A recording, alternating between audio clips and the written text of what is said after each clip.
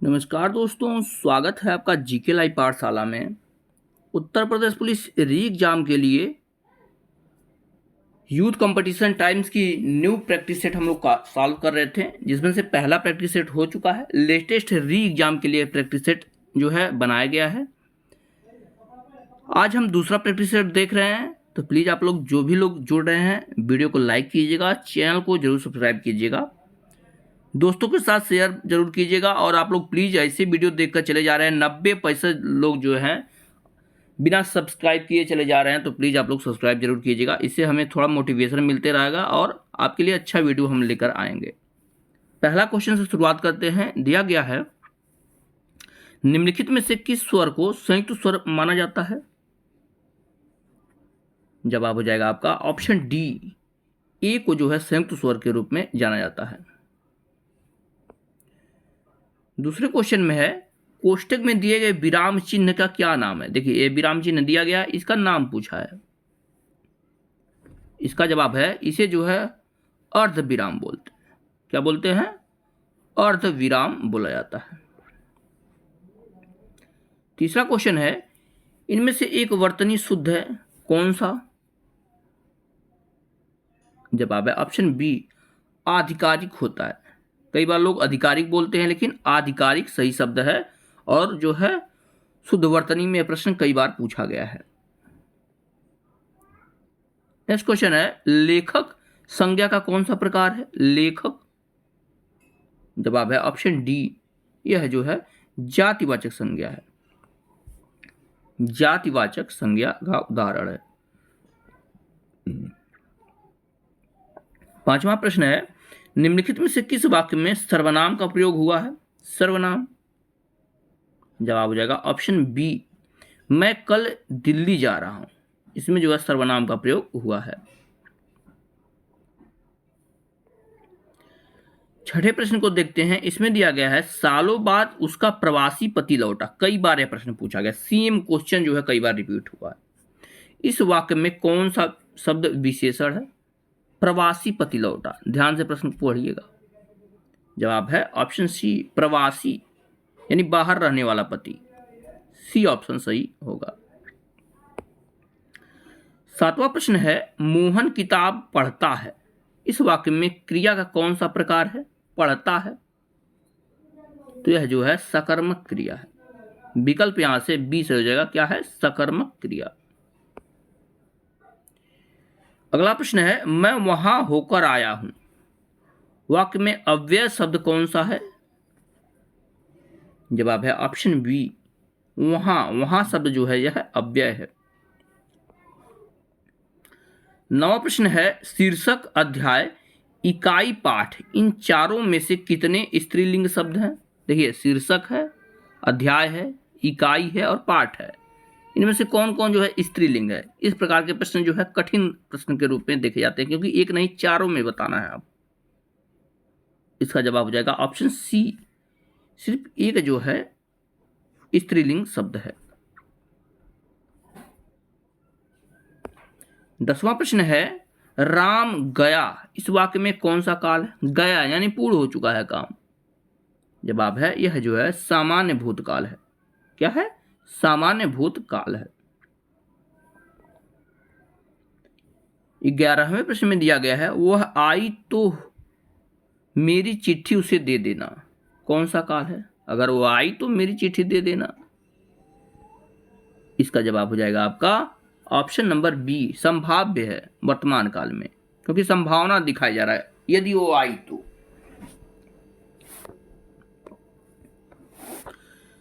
अगले प्रश्न में दिया है, वाच्य कितने प्रकार के होते हैं? वाच्य, सिंपल सा क्वेश्चन है। जवाब है ऑप्शन सी, 3 प्रकार के होते हैं। 3 प्रकार के वाच्य होते हैं। कमेंट में आप लोग एक बार छाप दीजिए कौन कौन से। 13वां प्रश्न है, निम्नलिखित में से कर्ता कारक वाला वाक्य छांटिए। इसका जवाब है ऑप्शन ए, मोहन को जाना है। मोहन को जाना है। अगला प्रश्न है, अज्ञान शब्द का तद्भव रूप कौन सा होगा? अज्ञान, जवाब है उसे अजान बोलते हैं। ठीक है ना, क्या बोलते हैं? अजान। विकल्प यहां से बी आपका सही होगा। 15वां प्रश्न दिया है, अल्पायु में कौन सा प्रत्यय है? अल्पायु, जवाब है ऑप्शन सी, आयु प्रत्यय है। अल्पायु में क्या है? आयु प्रत्यय है। अगला प्रश्न है, लौकिक जगत की माया में सभी फंसे हुए हैं। लौकिक जगत की माया में सभी फंसे हुए हैं, फिर लौकिक के नीचे अंडरलाइन किया है।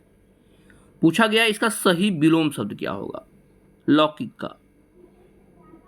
जवाब है ऑप्शन ई, इसे जो है अलौकिक कहते हैं, लौकिक के विलोम को।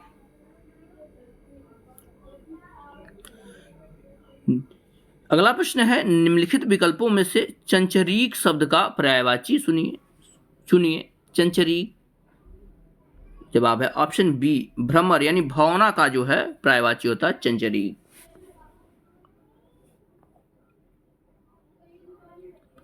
18वां प्रश्न है, यातुधान का पर्यायवाची शब्द क्या होगा? यातुधान, इसका जवाब हो जाएगा ऑप्शन डी, निशिचर होता है। ठीक है ना, निशिचर होता है। 19 नंबर प्रश्न में दिया गया है, निम्नलिखित प्रश्न के 4 विकल्पों में से उस सही विकल्प का चयन करें जो रेखांकित शब्द के लिए उचित विकल्प है। यहां दिया है, बूढ़े माता पिता का एकमात्र सहारा उसका बेटा ही था। सहारा के नीचे अंडरलाइन किया गया है। जवाब बनेगा आपका ऑप्शन नंबर यहां से बी, अवलंब होता है। क्या है? अवलंब। 20वें प्रश्न में है, किस विकल्प में शब्द युग्म का अर्थभेद सही नहीं है? एक तरफ शब्द युग्म दिया है, एक तरफ अर्थभेद दिया है। इसका जवाब देगा ऑप्शन सी, नीति और नीति का मतलब जो है अनंत और बंधन नहीं होता है। यह जो है आपका अर्थभेद सही नहीं है। बाकी प्रवाल मतलब, देखिए प्रवाल मतलब मूंगा होता है और प्रवार मतलब वस्त्र होता है। इस तरह से आपको अर्थभेद समझना है। अनल मतलब आग होता है यहां से, और अनिल मतलब हवा होता है। दामन मतलब आपका आंचल होता है, और दमन मतलब दबाना होता है। अगला प्रश्न है, जो पीने योग्य नहीं हो, वाक्यांश के लिए एक शब्द क्या होगा? जो पीने योग्य नहीं है। जवाब है उसे जो है अपेय बोलते हैं। ठीक है ना, क्या बोलते हैं? अपेय। 22वां प्रश्न है, किस वाक्यांश के लिए प्रयुक्त शब्द सार्थक नहीं है? इसका जवाब है आपका ऑप्शन डी, जो सब कुछ जानता हो उसे सर्वज्ञ बोलते हैं, न कि बहुज्ञ बोलते हैं। ठीक है ना, यह जो है सार्थक नहीं है। जो सब कुछ जानता है वह सर्वज्ञ होता है।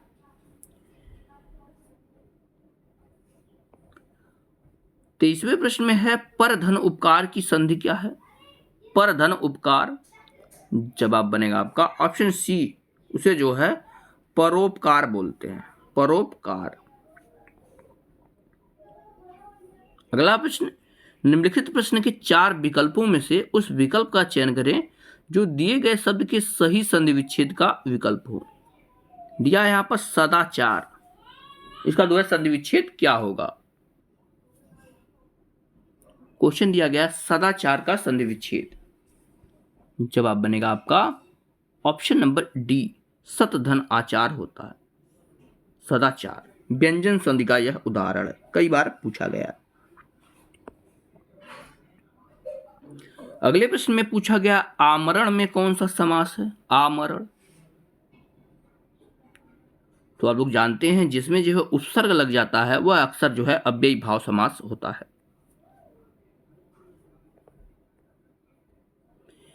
26 नंबर का प्रश्न है, नरेश घर गया उसने मां को देखा। इस वाक्य में संश्लेषण द्वारा निर्मित संयुक्त वाक्य क्या होगा? यानी इसको छोटे रूप में बताना है।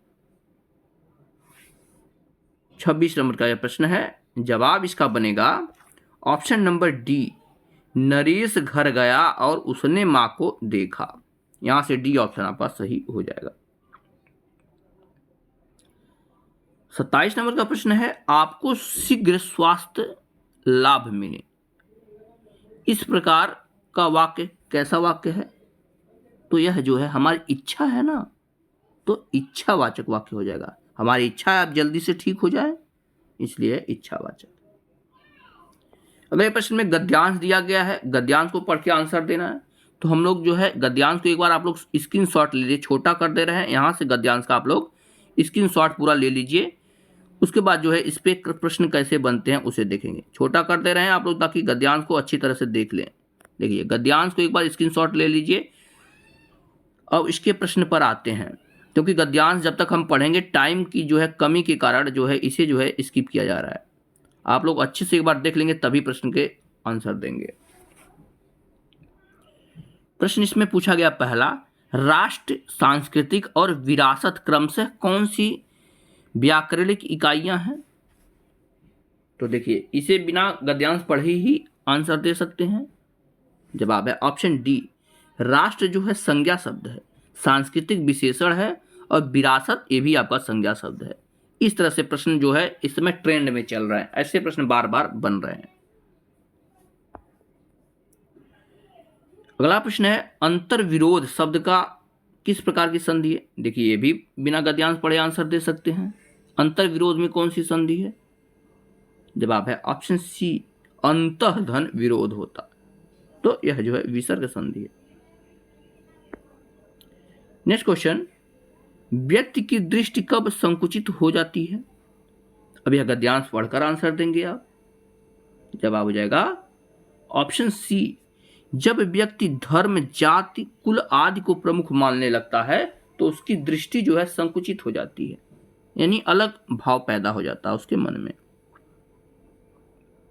अगला प्रश्न है, एक जागरूक नागरिक के रूप में हमारा क्या कर्तव्य है?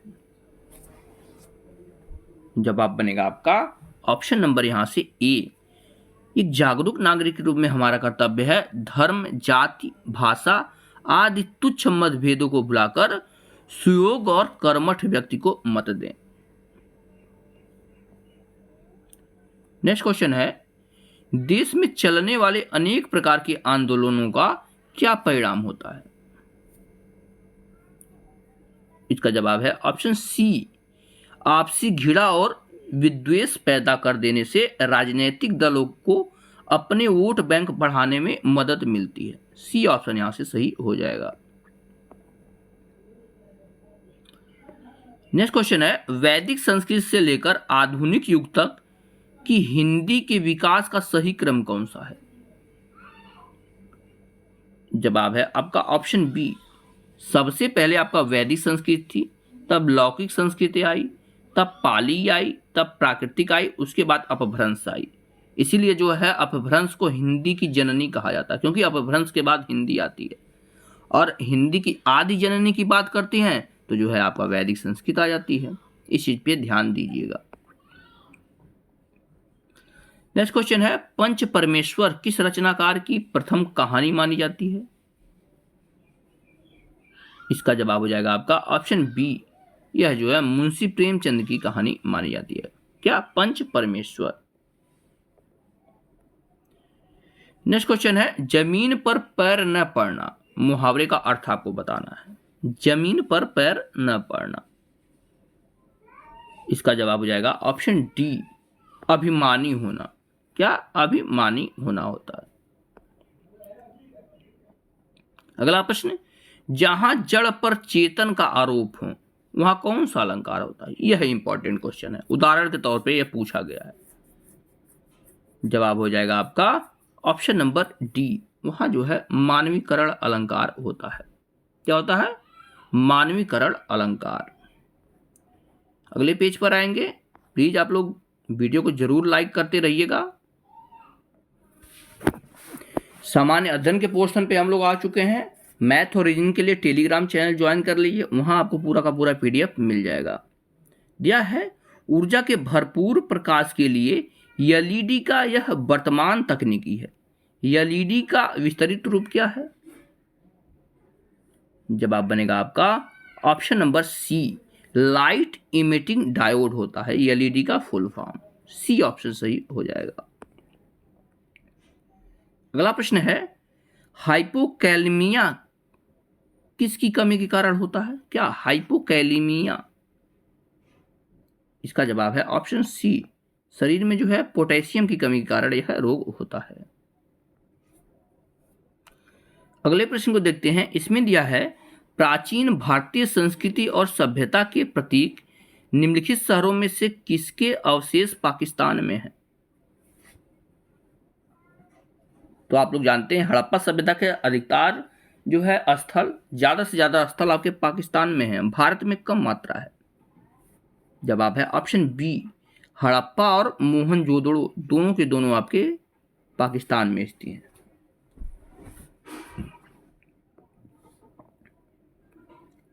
अगला प्रश्न है,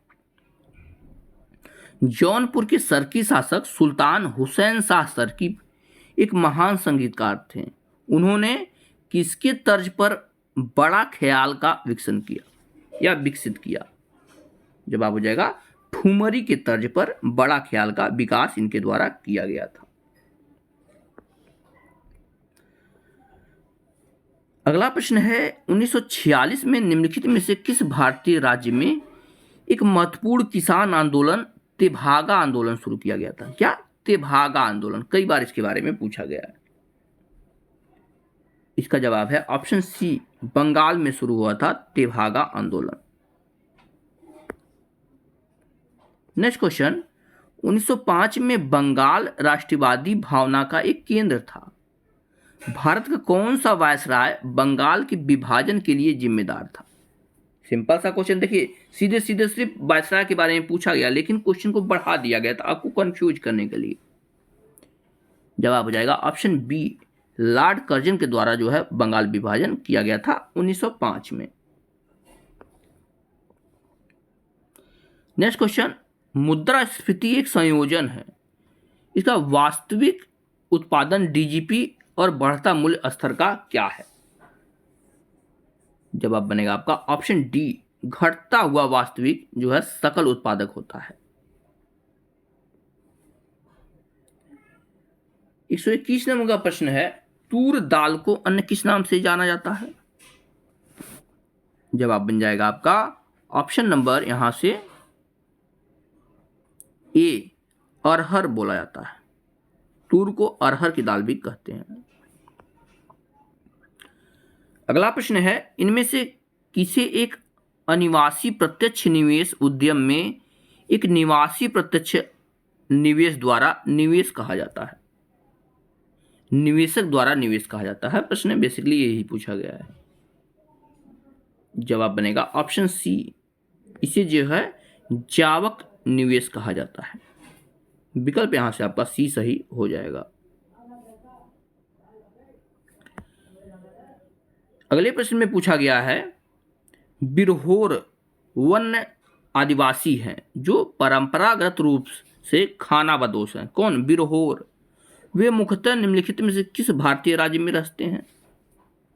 तो बिरहोर जनजाति की अगर हम बात करते हैं तो यह है आपके झारखंड में पाई जाती है।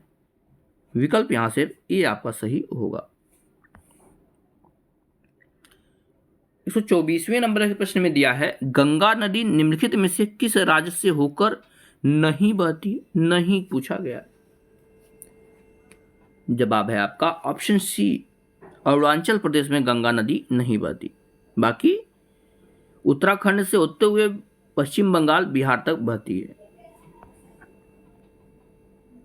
नेक्स्ट क्वेश्चन, एशिया में तीसरा सबसे अधिक आबादी वाला देश कौन सा है?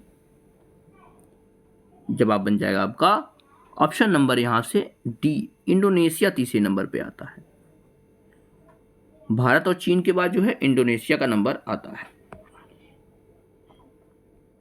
नेक्स्ट क्वेश्चन, भारतीय पुलिस सेवा यानी आईपीएस के लिए एक संयंत्र करने वाला प्राधिकरण कौन सा है?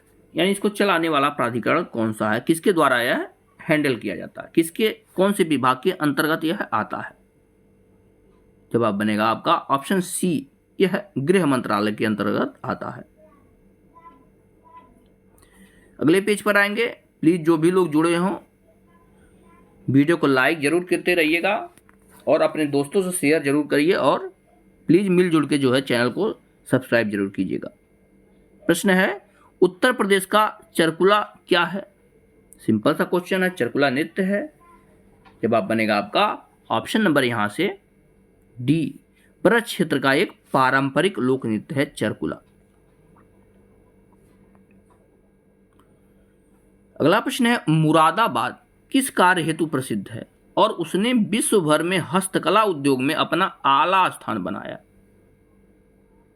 तो मुरादाबाद के बारे में आप लोग जान ही रहे हैं। मुरादाबाद जो है आपका पीतल के लिए जाना जाता है।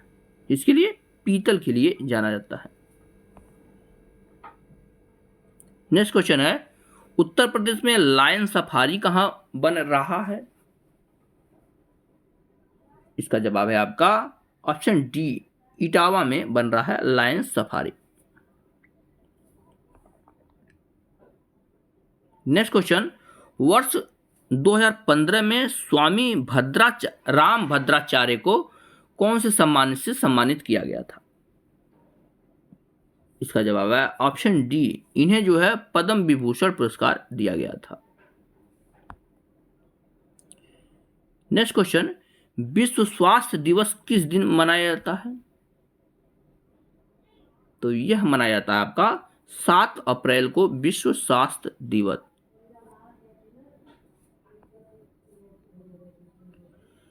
अगला प्रश्न है, महिलाओं के खिलाफ हिंसा उन्मूलन के लिए अंतर्राष्ट्रीय दिवस दुनिया भर में हर साल कब मनाया जाता है?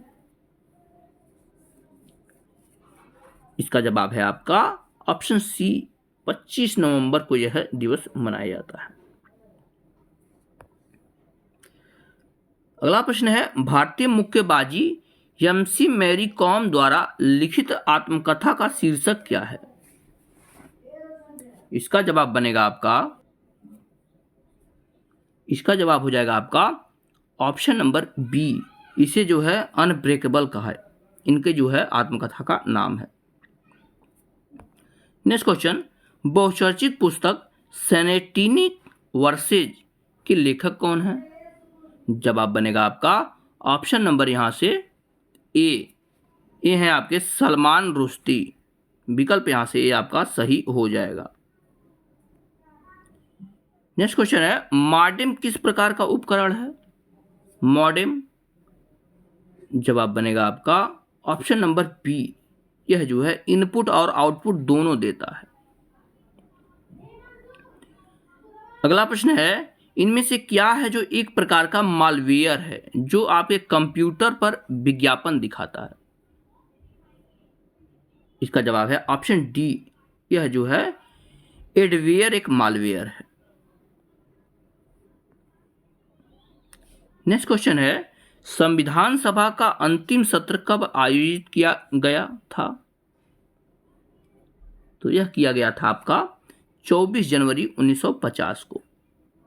24 जनवरी 1950 यानी लागू होने से 2 दिन पहले। नेक्स्ट क्वेश्चन है, उपराष्ट्रपति अधिकतम कितनी अवधि तक राष्ट्रपति के रूप में कार्य कर सकते हैं? जवाब है आपका ऑप्शन नंबर बी, 6 महीने तक कार्य कर सकते हैं। 6 महीने बाद जो है चुनाव करना जरूरी है। अगला प्रश्न है, आर्थिक सहयोग व विकास संगठन यानी OECD का मुख्यालय कहां पर स्थित है? तो यह है आपके पेरिस में। ऑप्शन यहां से डी से हो जाएगा, पेरिस। अगला प्रश्न है, विश्व में पेट्रोल की कीमतें किसके द्वारा निर्धारित की जाती हैं? तो ये जो है ओपेक के द्वारा किया जाता है। इसके द्वारा ओपेक। नेक्स्ट क्वेश्चन है, उत्तर प्रदेश किस शहर को ग्रास ऑन द ईस्ट के नाम से जाना जाता है? तो कन्नौज को जो है ग्रास ऑन द ईस्ट के नाम से जाना जाता है। विकल्प डी आपका सही होगा। अगला प्रश्न है, हाल ही में किस भारतीय दिग्गज फुटबॉलर ने संन्यास लिया है? बहुत इंपॉर्टेंट है। जवाब है आपका option number D, Sunil Chhetri ji ने जो है संन्यास लिया है। नेक्स्ट क्वेश्चन है, हाल ही में कहां पर ब्रिक्स विदेश मंत्रियों की बैठक का आयोजन किया गया?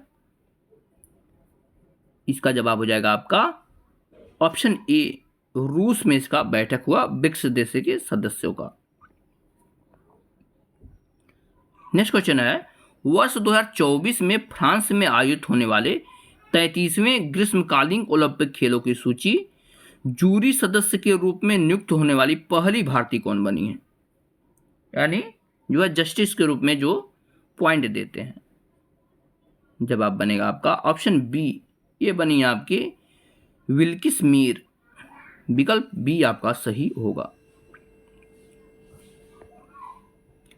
अगला प्रश्न है, 38वां राष्ट्रीय खेल वर्ष 2024 कहां आयोजित किया जाएगा? जवाब बनेगा आपका ऑप्शन नंबर डी, यह है आपके उत्तराखंड में आयोजित होगा। आगे देखते हैं, दिया है हाल ही में 58वां ज्ञानपीठ पुरस्कार 2023 किसे प्रदान किया गया? जवाब बनेगा आपका ऑप्शन डी, यह जो है गुलजार और जगत गुरु रामभद्राचार्य को संयुक्त रूप से दिया गया है। नेक्स्ट क्वेश्चन, निम्न में से कौन सा त्योहार उड़ीसा में मनाया जाता है? उड़ीसा में जवाब है ऑप्शन सी, रज पर्व जो है उड़ीसा में मनाया जाता है। नेक्स्ट क्वेश्चन, साद नोंगक्रेम का 5वां दिवसीय धार्मिक उत्सव किस राज्य में मनाया जाता है? जवाब है ऑप्शन डी, यह मेघालय में मनाया जाता है। अगला प्रश्न, मुआसू उत्सव भारत के किस राज्य में मनाया जाता है? जवाब है आपका ऑप्शन ए, यह है आपके नागालैंड में मनाया जाता है। और इस प्रैक्टिस सेट का लास्ट क्वेश्चन है, निम्न में से कौन सा त्योहार मुख्य रूप से मणिपुर राज्य में मनाया जाता है? तो लाई हाराओ बा महोत्सव जो है मणिपुर में मनाया जाता है। विकल्प सी सही हो जाएगा। इस तरह से हमने दूसरा प्रैक्टिस सेट पूरा कर लिया है। अगले 2 से 3 घंटे में जो है एक प्रैक्टिस सेट और आ जाएगा और 2 से 3 दिनों में पूरा 10 का 10 प्रैक्टिस सेट सॉल्व हो जाएगा। वीडियो पसंद आई तो लाइक जरूर करें, चैनल को जरूर सब्सक्राइब करें। मिलते हैं नेक्स्ट लेक्चर में, तब तक के लिए धन्यवाद।